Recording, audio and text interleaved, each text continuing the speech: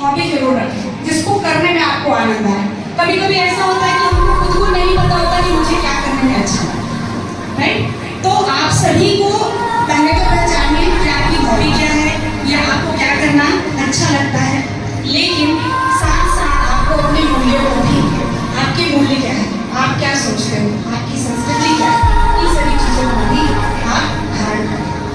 कुछ भी नहीं तो आप छत्तीसगढ़ में रहते हैं ना, छत्तीसगढ़ की जो संस्कृति है वो भी आप हॉबी के रूप में ले सकते हैं। जैसे आपके क्षेत्र में क्या क्या चीजें हैं जो परंपरागत होती आ रही है, किसी दूसरे क्षेत्र में क्या क्या चीजें होती हैं जो परंपरागत होती आ रही है।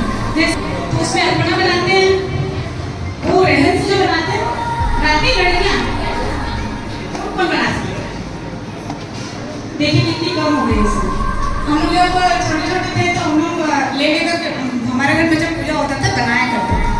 तो ये जो छोटी छोटी चीजें हैं जो हमारी संस्कृति से संबंधित है, तो इसको आप ग्रहण कीजिए और अगली पीढ़ी तक पहुंचाने का जिम्मा भी आपका है, आपके कंधों पर। क्योंकि आप युवा हो और इस पीढ़ी को धारण कर रहे हो, इस पीढ़ी को लेकर आगे बढ़ रहे हो, तो ये आपके ऊपर बहुत बड़ी जिम्मेदारी है कि आप अपनी संस्कृति, आपकी जो परंपरा है उसको लेकर आगे बढ़ें। तो जो छोटी छोटी चीजें हैं इसको सेलिब्रेट करना ना भूलें। और ये छोटी छोटी चीजें जो आपको आती है, रेहन से जब हम रंगोली बनाते हैं, हरेली त्योहार में हम क्या क्या करते हैं, है ना, हमारी जो परंपरा है, तो उन परंपराओं का भी वहन आपके ऊपर। हम क्या ड्रेस पहन रहे हैं, हम क्या जो ड्रेस पहन रहे हैं, क्या ये हमारी संस्कृति के अंतर्गत आता है? हम क्या बाहर समाज में जाकर के हम क्या संदेश दे रहे हैं? मैं अपने उस बच्चे को धन्यवाद देती हूँ जिसको मैंने पढ़ाया है 11वीं में और बायो सब्जेक्ट लिए थे जी जी। तो और एनएसएस में भी, एनएसएस कैंप में भी इन्होंने अच्छा परफॉर्मेंस किया और आज उनका मंच संचालन देखकर मुझे बहुत खुशी हो रही है। और आपके इतने सारे स्टूडेंट हैं,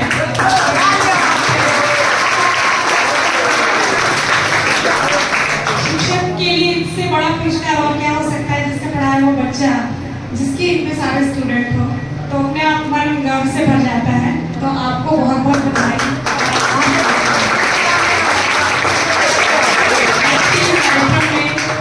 बहुत ही बेहतरीन वक्ता आदरणीय सारथी जी उपस्थित हैं और आपने देश सेवा करने के बाद, क्योंकि सैनिकों को बहुत सारा छूट रहता है, तब नौकरी में भी आप जा सकते थे, लेकिन आपने अकतरा क्षेत्र की सेवा चुना, इसके लिए आपको धन्यवाद। और आपकी जो व्यक्तित्व है निश्चित रूप से हमारे लिए प्रेरणास्पद है, तो आपको नमन।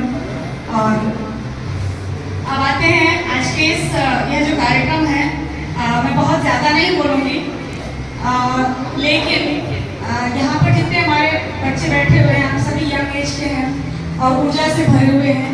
चार पंक्तियाँ हो, बदलते युग की तकदीर हो, तो वक्त की रेत को मुट्ठी में कर आगाज करो तुम नव युग का, वक्त की रेत को मुट्ठी में कर आगाज करो तुम नव युग का, गर्व करे नव पीढ़ी तुम पर, ऐसे पद चिन्ह बनाओ अपने, मरकर भी जो पहचान आ जाए, ऐसी पहचान बनाओ अपनी, ऐसी पहचान बनाओ।